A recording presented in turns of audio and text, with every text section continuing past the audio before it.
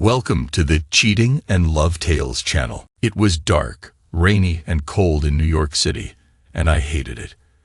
I'd been living in Honolulu for the last 8 years, enjoying the beautiful weather.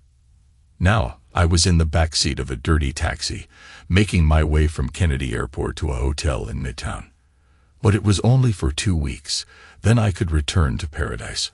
I could put up with almost anything for a couple of weeks.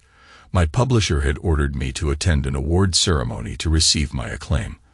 I'm a 58-year-old writer, and my third book had topped the bestseller list and was made into a movie that won an Academy Award.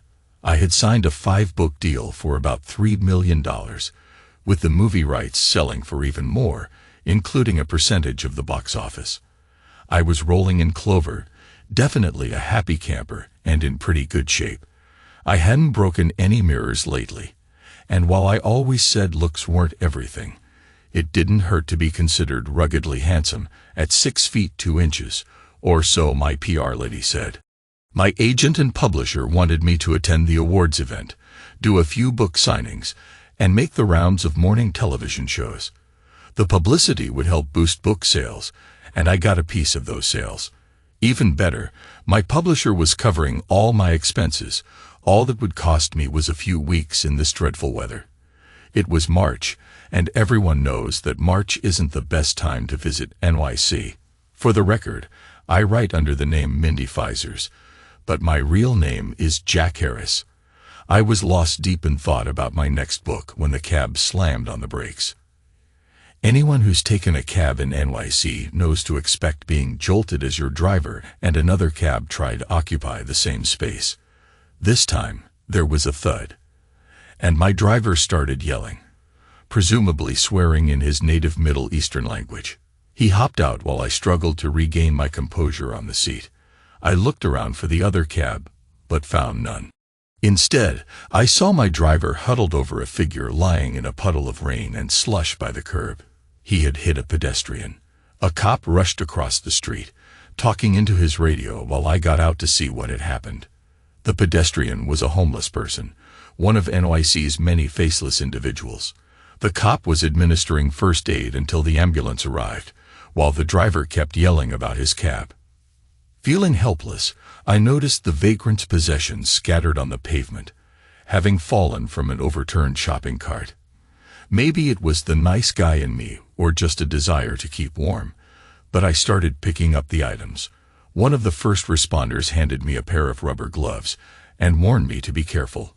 As I rummaged through the belongings, I spotted a framed picture that caught my attention.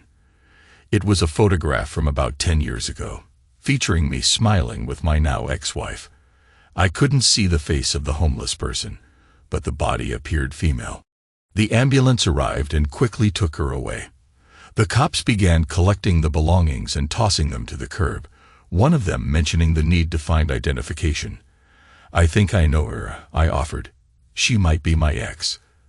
The cop and I moved to the back seat of the police car to fill out paperwork. We had been divorced for about 10 years.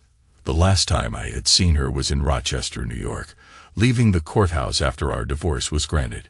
She had requested the divorce, not because of infidelity, but due to her struggles with alcoholism.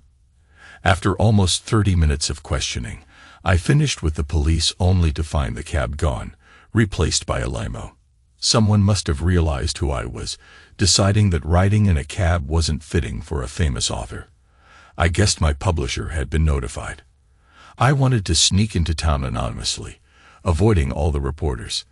In the beginning, when I had my first bestseller, the fame felt like a real ego boost. But by the time my third book was released, I had become a recluse. The constant invasion of my privacy grew old very quickly. I annoyed the limo driver when I ordered him to pick up the vagrant's belongings and put them in the trunk, because we were going to the hospital to check on her condition.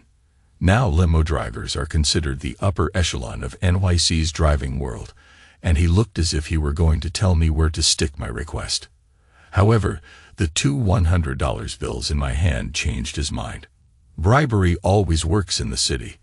Between the two of us, we made quick work of the cleanup, but the limo driver warned me I would be charged extra to clean his trunk once all this mess was removed. Typical of New York City. During the ride to the hospital, I sat back in my seat and thought back to the past. It had been 10 years since my divorce. The Cliff Notes version is simple. She was up to a quart of vodka a day. I told her to quit drinking and get help or else, but she chose the or else option. The lawyers made quick work of our joint bank accounts.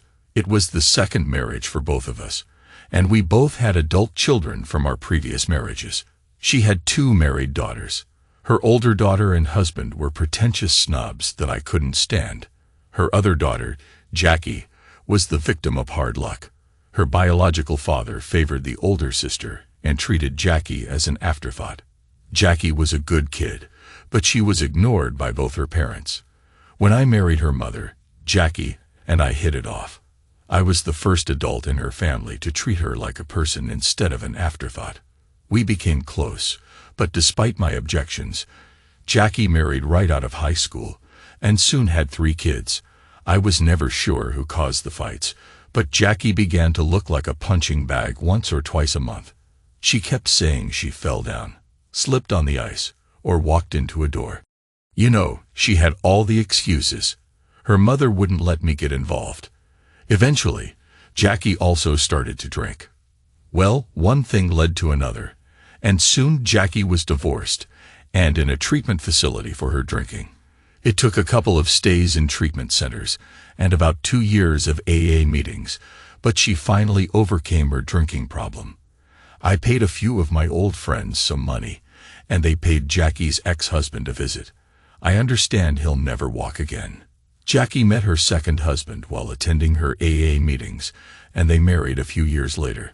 He was a really nice guy. 2 weeks before their first anniversary, he had a massive heart attack and was dead before reaching the hospital. Now you see what I mean when I say Jackie had some very hard luck. Anyway, I digress. My ex's older daughter and her husband supported my ex-wife during her divorce action. They hired a very expensive, high-profile divorce lawyer. Their lawyer struck first and filed all sorts of motions. I hired a shark. He was a really nasty son of a gun. To make a long story short, my side offered my soon-to-be ex a 50-50 split. They refused and demanded a 70-30 split. My lawyer smiled and said to them, "You don't have grounds for a divorce. We won't grant one. Let's go to trial." I almost panicked. If I lost, a judge would decide the split. If I won, I'd have to keep my wife. Talk about a lose-lose situation. You'll love this next part. We were in court to give our statements under oath before the second day of testimony. My lawyer dropped a thick legal petition on their table, announcing to her lawyer that as soon as he won the next day, he'd file a motion. I could see my wife read the title. Motion for involuntary commitment of an adult. I had threatened to have her committed for her drinking problems during an earlier argument. As she read the title, a very scared look came across her face. They settled that afternoon for a 30-70 split in my favor, and the judge granted the divorce. That was the last time I saw my wife. Until now. I was brought back to the present by my driver opening the limo door. I heard a security guard yelling at my driver, "Sir, you can't park there." Typical of NYC. The driver paid no attention to the guard as he helped me out of the back seat. The guard got in the driver's face, yelling about towing and having the driver fired. My driver asked the guard, "Do you carry a gun?" "Well, I do, so back off before I beat you with it." The guard retreated back into the hospital. I guess my original $200 tip was paying dividends. I walked up to the admitting station in the ER. The clerk started asking me questions, beginning with a belligerent tone. "What do you mean you don't know about her health insurance? How do we get paid?" I noticed my latest book face up on her desk. I reached across and flipped the book over so that my picture on the dust jacket was visible. She paused and started comparing the picture to my face. "You're really him, Mr. Pfizer's," she said, and I nodded. She agreed to let me cover the costs by sending a bill to my publisher. Boy, they were going to be surprised when that bill showed up. I autographed her book for her. The doctor explained that my ex-wife had hit her head on the curb when the cab knocked her down, resulting in her coma. There appeared to be no real brain damage, but until she came out of the coma, there was no absolute certainty. "That's the good news," he said. "Do you know that she's probably struggling with alcohol dependency?" I did. That was the reason I divorced her. I wanted her to get help, but she didn't. "Her liver appears to be damaged from all the drinking," he added. "It looks like she's been drinking heavily for about 2 to 3 years. "No, doctor, it's been at least 5 years since I divorced her because of her drinking. So she's been at it for at least 6 years, but probably a lot longer." Well, that makes it even harder. I'm not sure her body can handle the stress of detoxification, but we can't start trying until she comes out of the coma. The doctor continued. "Any more good news?" I asked sarcastically. "Yes, I'm sorry to say there is. We found an area on her left foot affected by a staph infection. We might need to amputate part of her foot. I was given some paperwork to sign that allowed them to take the necessary steps to save her. Hell, I thought I loved her once. Maybe this would help her." The doctor walked me down the hall to her room. There lay the woman I had spent 15 years of my life with. She was hooked up to a variety of monitors, and one of the orderlies was trying to wash her feet. He did not look like he was enjoying this assignment. I could smell her body odor the moment I walked in. I scarcely recognized my ex. Her soft brown hair was completely gone. The doctor saw me looking. When a patient has a serious case of lice, they shave their head and then bathe the person in an insecticide. In your ex-wife's case, they need to wash her 2 or 3 times a day until the lice are all gone. I looked at her. She appeared to weigh well over 200 pounds. At least she's been eating regularly, I thought. No, that's all fluid buildup. We suspect that her kidneys are failing, but the test results are not back yet. At this point in his explanation, the smell of urine overpowered the body odor in the room. The doctor turned to the orderly and said, "Get her cleaned up and the bed changed. I'll order a catheter." The doctor and I left the room. He went to the nurse's station, and I headed to the elevators and my waiting car. The sour smell lingered in my nose as we drove away. I had no plans to return to that room ever. I had divorced her, and there was no point in bringing up old memories. I did save the pictures and a few other personal things for her. They were put in her room. The rest was just glorified garbage and got tossed. My next 2 weeks in the city were hectic. I spent every afternoon and part of each evening sitting on a folding chair at a table, autographing my book for fans. Actually, if it wasn't for the fact that my book kept falling asleep, I enjoyed meeting my readers. Their brief conversations kept me humble. After all, New Yorkers have a habit of telling it like it is. The mornings were reserved for TV talk shows and meetings with my publisher or agent. Somehow, the news shows picked up on the cab accident, and my ex-wife became the subject of many questions. I suspected it was my publicist just doing her job. The story unfolded and was spun so that I looked like a lonely ex-husband caring for his addicted ex-wife. I had a very good publicist. That's why I suspected her. If they only knew, I thought. I hadn't stopped smiling since the judge signed my divorce decree. Only someone who had lived with an alcoholic can understand the pain of watching a loved one sink into the darkness brought by addiction. My publisher was ecstatic. Book sales were climbing because of all this free publicity. I was being portrayed as a genuinely nice guy caring for his ex-wife in her time of need, who had also been an author in another time and place. My book tour completed on an upbeat note. I had a contract for a 5-book deal, and 2 of my previous books had movie deals. My publicist twisted my arm and made me pay one more visit to the hospital. At the hospital, when they led me to my ex-wife's floor, I was greeted by a couple of TV cameras, a bunch of print reporters, and some very irritated nurses. I held an improvised press conference outside her room. There were even some staged photos of me holding my ex's hand and kissing her forehead. "Suit up," My publicist whispered in my ear, "If I knew you were going to be such a ham, I'd have brought an onion so you could have cried too." Then she pinched me so I couldn't laugh and spoil the effect for the news crews. That afternoon, I flew back to my home in Honolulu, my ex-wife soon forgotten.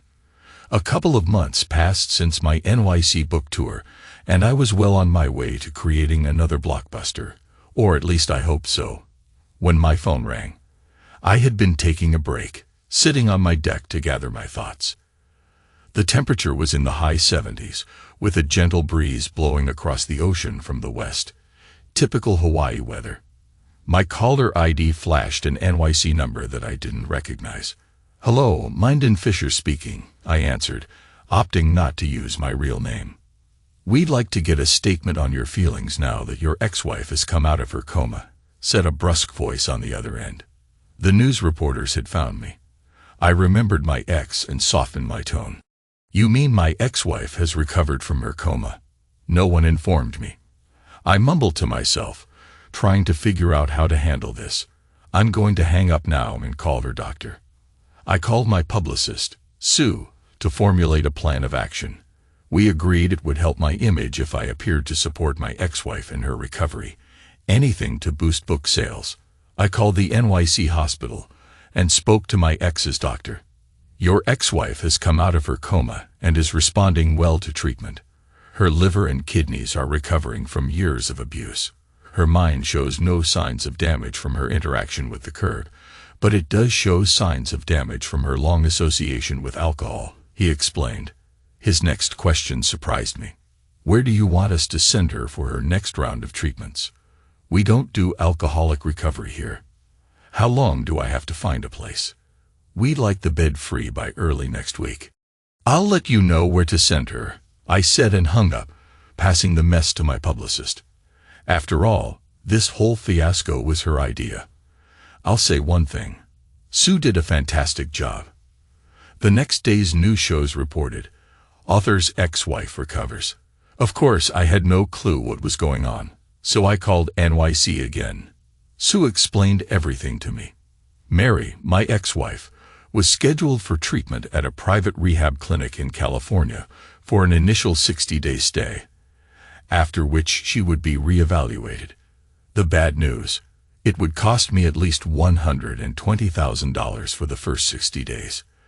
"There goes the royalty for my next book," I lamented, but I told Sue to start the process.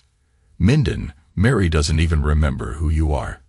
The drinking has affected her mind. She doesn't remember her daughters," Sue concluded sadly. "Katie and Jackie, I hadn't thought of them in years. I had to explain that I was Mary's second husband. She married right out of high school and had 2 children by the age of 20. By 40, she was a single parent with 1 child still living with her and 1 in college. I came into the picture when the younger girl, Jackie, was finishing high school. Later in her marriage, the older one was in the process of carrying on an affair with a coworker behind her husband's back. I got along well with the younger daughter. She was a pretty blonde with a great personality, though school wasn't her strong suit. After Mary and I divorced, Katie and her second husband paid all of Mary's costs up front. Jackie called to say she'd always remember me, but that her mother was her priority, which ended my relationship with my stepdaughters. Back to the new book business at hand, I gave a few phone interviews and then flew to LA for TV appearances. I was still being portrayed as the good guy in this ex-wife matter, and it positively affected my book sales, so much so that I was scheduled for another book tour by my publisher. I found myself signing books by day and trying to write at night in small motel rooms. If you're ever offered the chance to be on a book tour, refuse. You wake up in one city and go to bed in another, fueled by gallons of coffee, fast food, and rude people with no rest. After about 2 weeks, you don't even remember what city you're in without checking the schedule. It's a sad comment on our society, but all the stores and malls look the same. Maybe the plants are different, or the Starbucks kiosk is in a different walkway. But all in all, if you've seen one mall, you've seen them all. So here I was, in front of a Barnes, and Noble bookstore signing books, and forcing a smile when I spotted a familiar face in line, my former stepdaughter, Jackie. I looked at my schedule and realized I was in my old hometown. I took one of my cards and handed it to an assistant, saying, "See that blonde in the red coat, about 20 people back in line?" "Yes, sir." "Hand her this card and say your stepfather would like you to call him on his cell phone. He'd like to meet for coffee. She won't recognize the name on this card otherwise." I watched as my assistant handed her the card and delivered my message.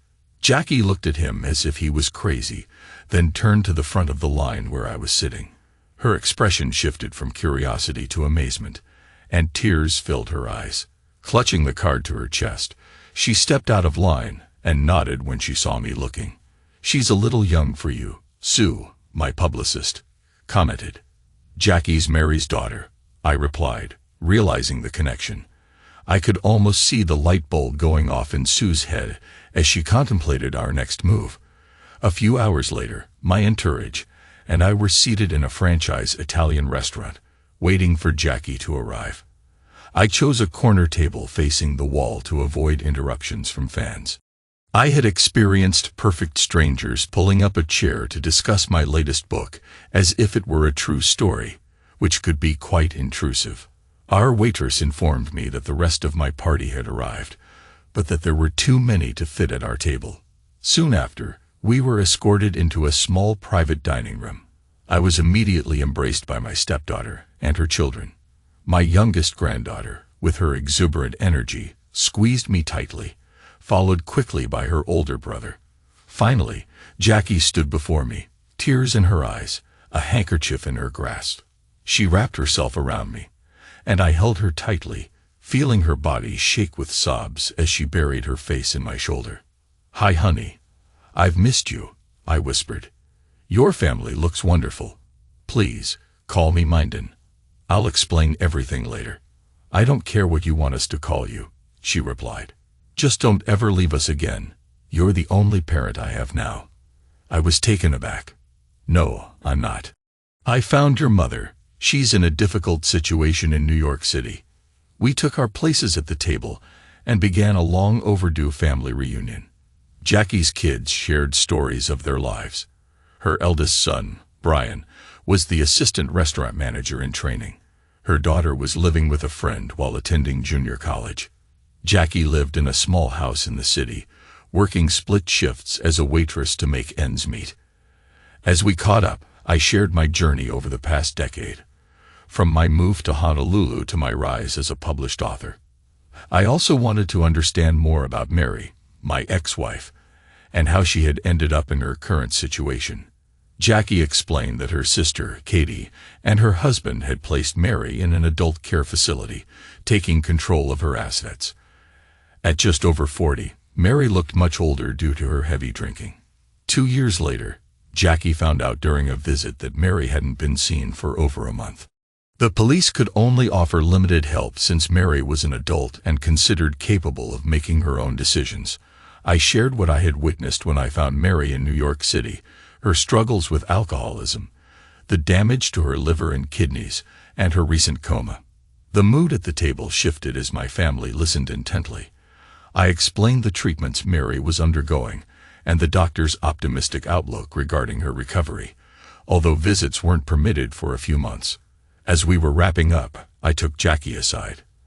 "I need a personal assistant for my tour and the next book. I'll double your waitressing salary." She hesitated, considering the offer. "I can cover your travel expenses to visit your kids or fly them out to see you. Please accept. I don't want to lose you again." With tears in her eyes, she accepted, then rushed to share her exciting news with her family. The next 2 weeks flew by. I was busy with what felt like an endless book tour while Jackie prepared for her new role, quitting her job, packing her apartment, and updating her contacts. I only dealt with sore hands from signing books, which was a good problem to have.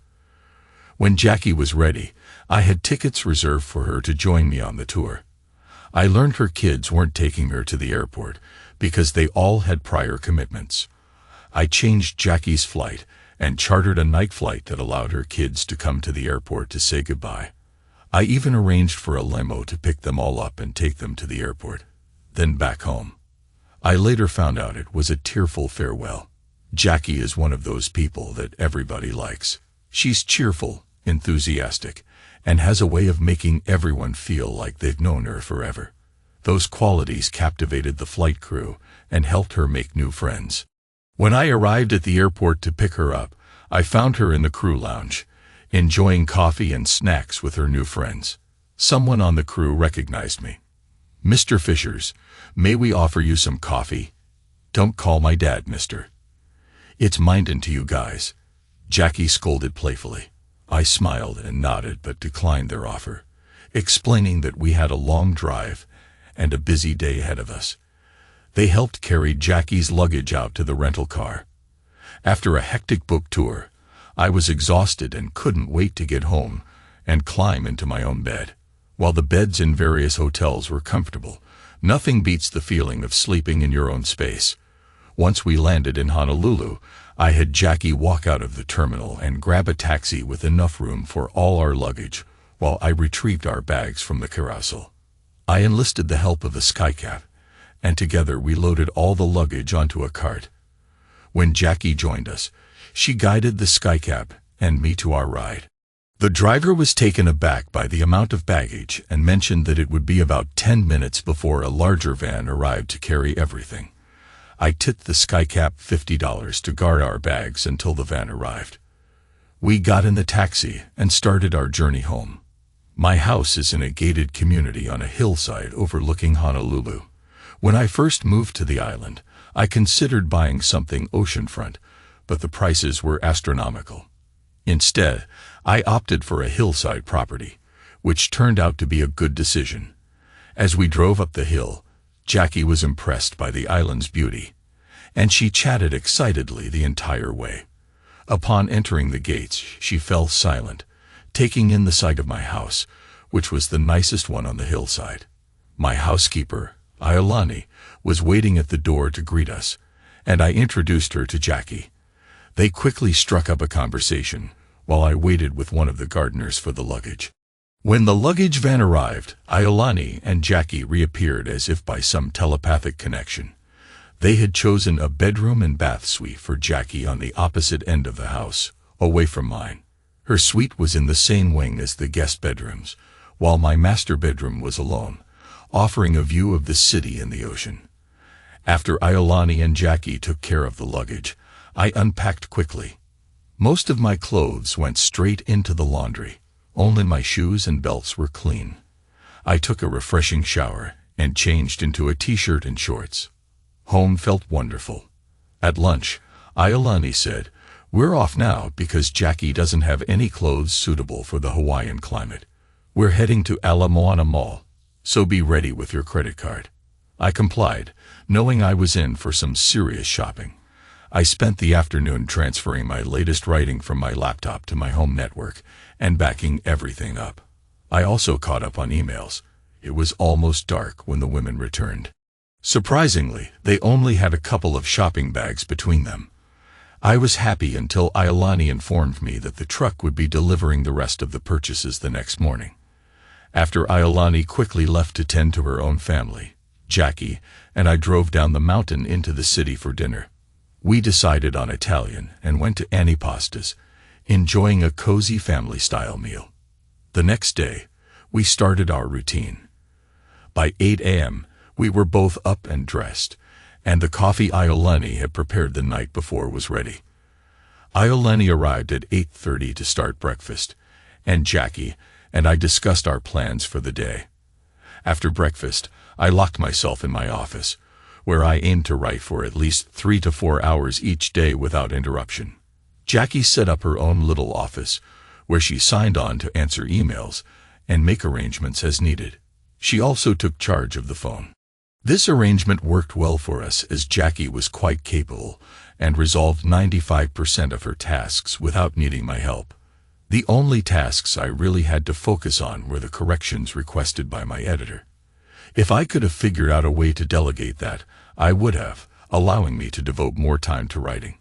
I enjoyed writing, but not the corrections. Sometimes my timelines got a little confusing. After all, having some characters with children before they were born might confuse readers. About a month later, my comfortable routine was interrupted by Jackie knocking on my door. "There's a doctor on the phone. He wants to talk to you about Mom." Her voice sounded scared.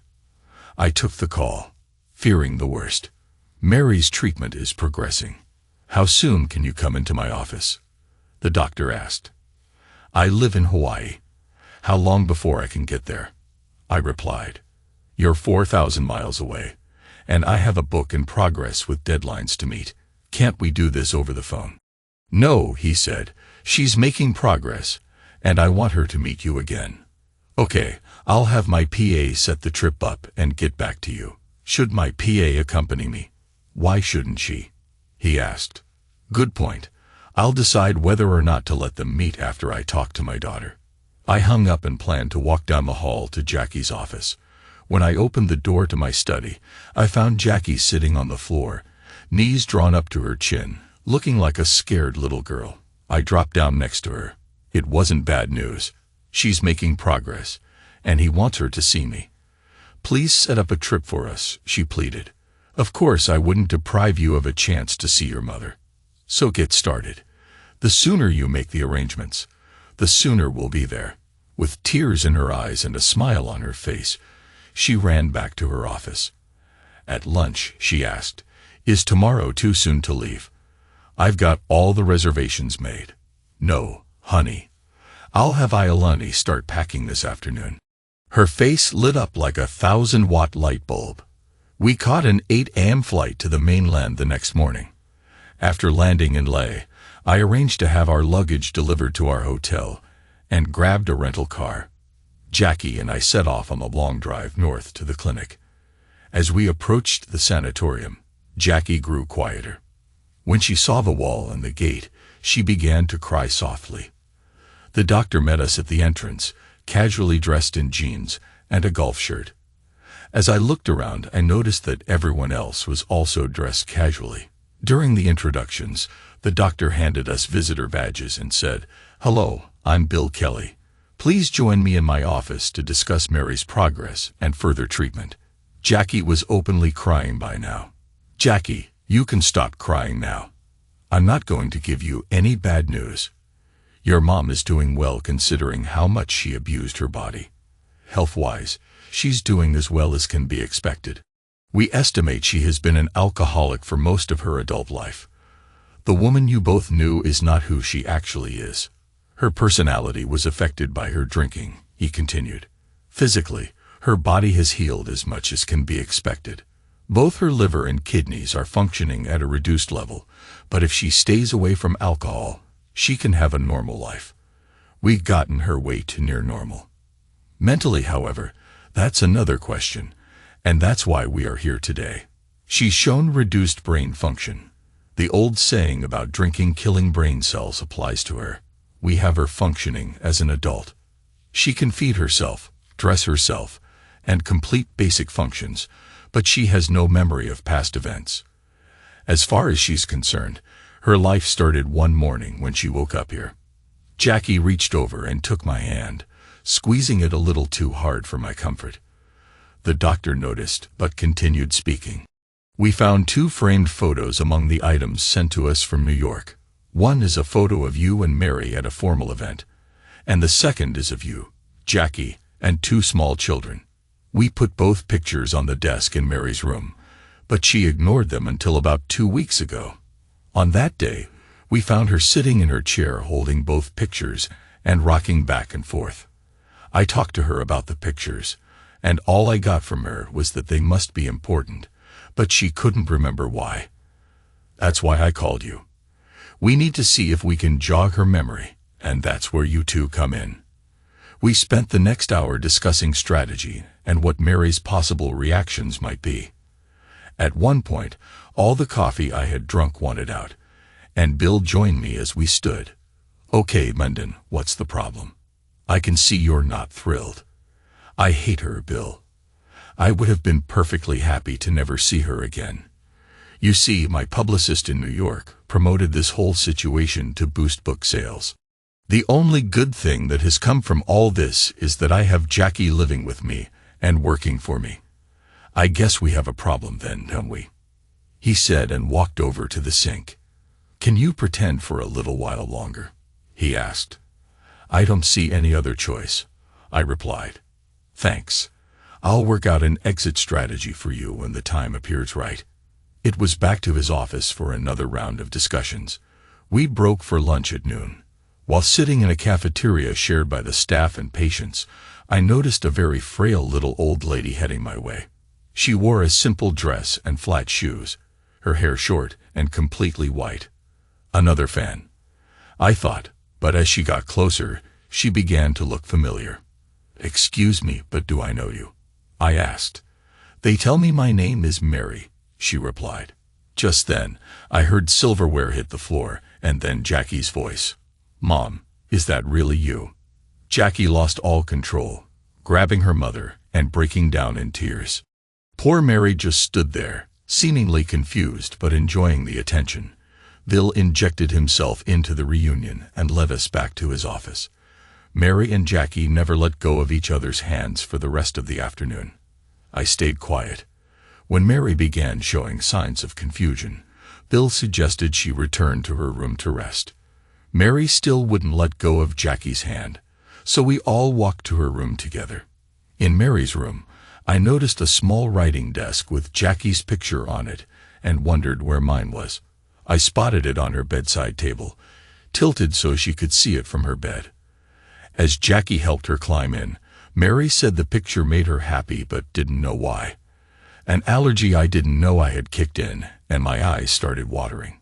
Bill glanced at me, and I just said, "It's something in my eyes." He smiled in understanding. In case you're curious why she didn't recognize me, the picture was taken 20 years ago at a benefit dinner for a children's charity. Today, I'm a few pounds heavier, my hair is a lot shorter, and I had LASIK eye surgery, so I no longer need glasses. Oh yeah, my hair is also very white now, so I guess I do look a little different. That night in my motel room, I had difficulty falling asleep. My mind kept wandering back to the good times I had with Mary when we first got married. Everything was perfect. We lived in a 2-bedroom townhouse, and during that time, we shared a lot of intimate moments together. Then we bought an old farmhouse. It was only a couple of acres, but it had a carriage barn, a detached 3-car garage, and a large 2-story farmhouse built in 1866. We tried to enjoy every aspect of our new home, which led to us sneaking out into the yard on occasion. Those first years were wonderful. But then I started to notice her drinking. At first it was just an extra glass of wine with dinner, but soon it became a before-dinner cocktail, then an after-dinner drink. Eventually, she would sit in one room watching TV while I worked on my writing in another. I often found myself sleeping alone in her bed. As the years passed, her interest in our relationship waned, and I felt like I was supporting her habit while getting nothing in return. Please understand, she was the one who turned off our loving times. She was no longer interested in us, just in her bottle. That was how the last 10 years of my marriage went. My accountant warned me to start planning for what was likely to happen, so I set up hidden accounts for any extra income. I moved a lot of my finances offshore and invested in a car wash with a friend who needed a diversion from his wayward wife. Car washes are great businesses, mostly cash and no receipts. A lot of that income went south into my offshore accounts. After my partner died, his cheating widow had to sell the business. Actually, that wasn't so bad because it resulted in another large cash transfer for me. I managed the sale, and she ended up getting 50% of the book value, plus another 50% under the table. If she hadn't been so difficult to deal with, I might have made it a fair sale, but her long-term boyfriend was coaching her on how to handle things. He ended up screwing her out of about $250,000, and then disappeared. My next venture was in food service, another all-cash business.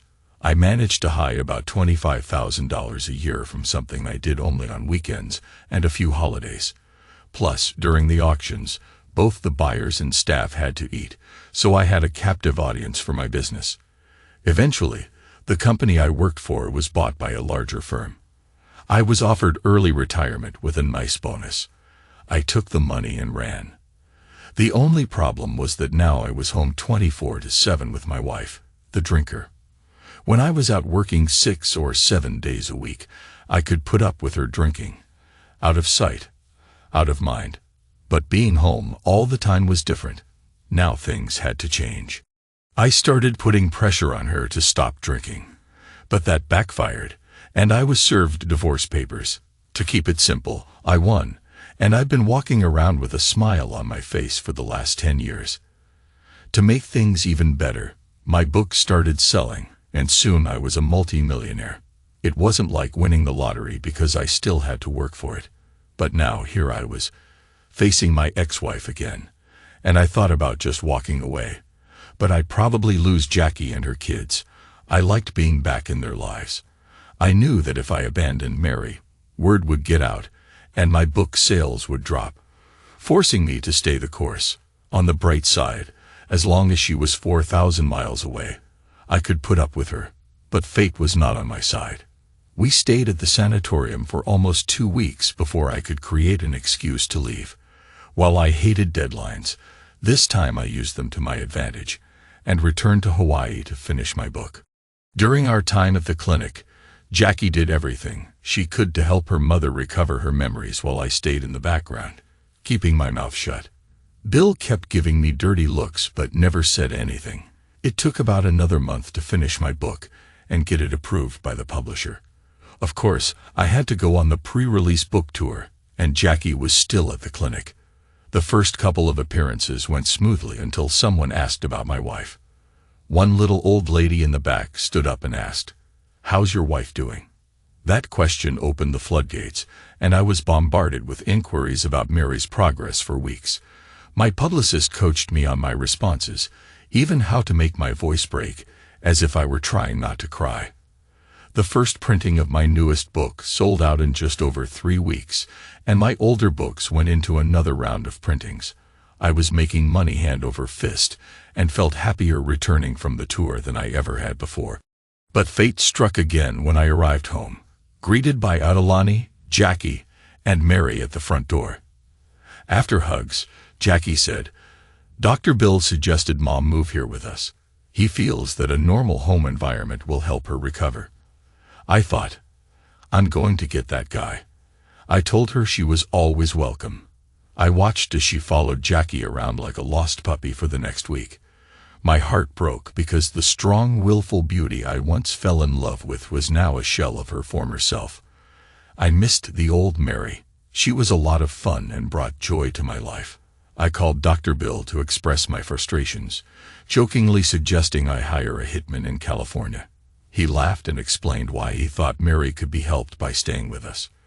By the end of our conversation, I found myself agreeing to his plan. My job was to bond with Mary and help her regain her confidence. It all started when Jackie and Iolani went to the mall together, leaving Mary in my care without telling me.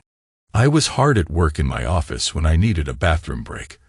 I opened the door to find poor Mary sitting on the floor next to my door, trembling in fright. I sat down beside her and asked, "Why are you so scared?" "Because I thought I was alone again." "I don't want to ever be alone again." "You're not alone. I'm here. You just need to knock," I replied. But Jackie told me not to bother you if the door was closed. I began to understand how far she still had to go, and it was going to be a long journey.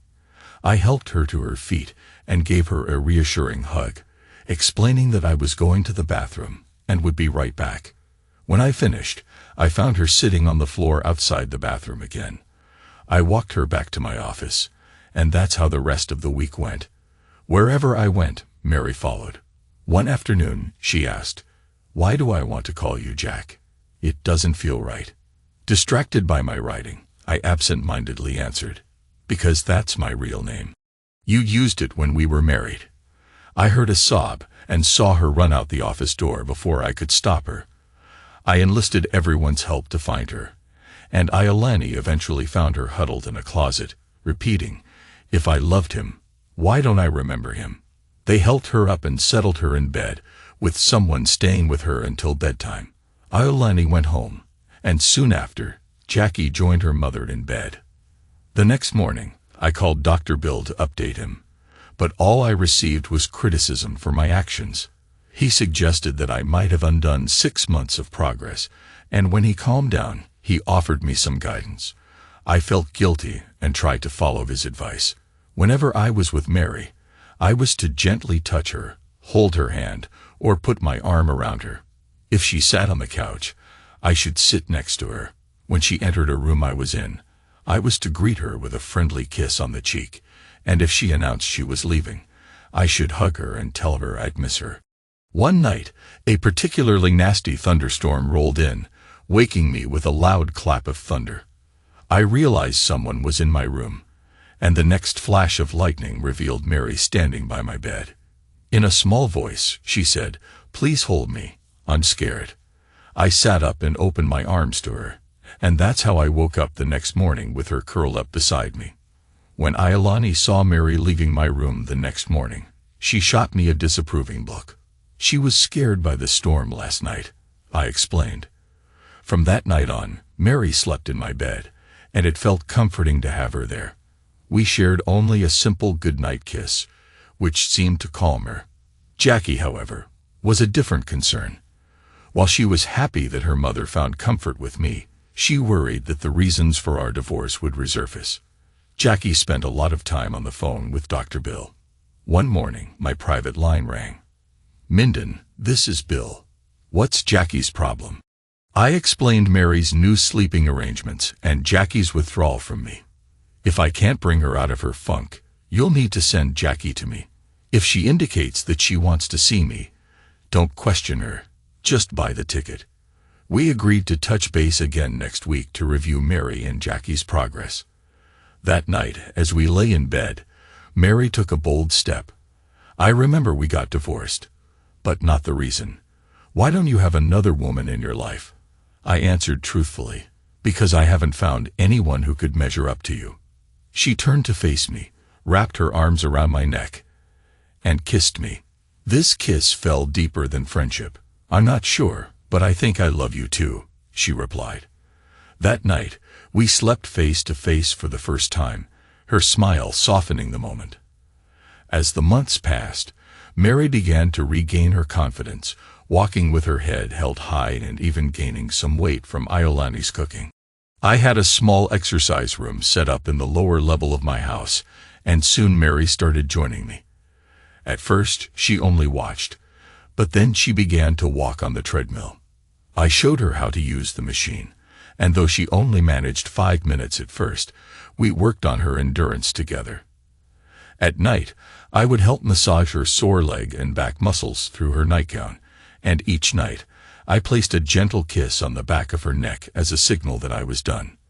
One night, Mary asked, "When I start exercising my upper body, will you massage that too?" "If you'd like, Mary, I'd be happy to." She started using the Cybex equipment in my gym, and though it was challenging at first, her determination showed as she made progress. Soon, she was exercising for an hour alongside me, proud of her accomplishments. One morning, I awoke to find her curled up against me again. I tried to get up without waking her, but when I heard her say, "Good morning, husband," I realized I had failed. After my bathroom routine, I returned to bed. "When did you remember we were once married?" I asked. "I didn't remember. It just feels right when I'm in your arms," she said. From then on, her recovery accelerated. One day, Jackie found Mary crying, and they shared a heartfelt moment together. That night, as Mary prepared for bed, her memories returned. We made love for much of the night, and the next morning we missed breakfast. Nearly a month later, Mary woke me from a deep sleep, crying, "Please forgive me for driving you away. I'll never drink again." She had finally recalled the reasons behind our divorce, and we shared a good cry together, promising to love and cherish each other forever. I had the love of my life back, and she was regaining her memories. As Mary returned to me, my feelings of vengeance toward her self-centered eldest daughter and her husband resurfaced. I reached out to childhood friends, and about 6 months later, I learned that the older daughter and her husband had died in a car accident due to brake failure. I chose not to tell Mary or Jackie about their deaths. Almost 3 years later, I noticed that Mary was experiencing pain. She often held her stomach. The doctors confirmed my fears. Her liver was failing. The years of alcohol abuse had finally taken their toll. I pulled every string I could to get her on a transplant list, but the doctor explained that she wouldn't live long enough to reach the top. She had less than a year to live. Mary's brain never fully recovered, having lost too many brain cells to her drinking. When someone asked her a question, there was often a noticeable pause before she responded. There were times when she would look at me and say, "There's something I feel I should remember, but I can't," followed by tears or frustration. I would hold her, trying to ease her pain.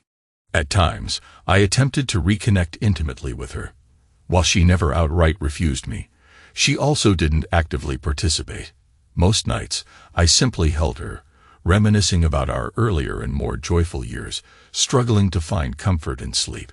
One night, as we cuddled in bed, I heard her soft voice praying, "Thank you, God, for letting me have Jack back. When I die, can I wait for him to join me?" She passed away quietly in her sleep a few weeks later.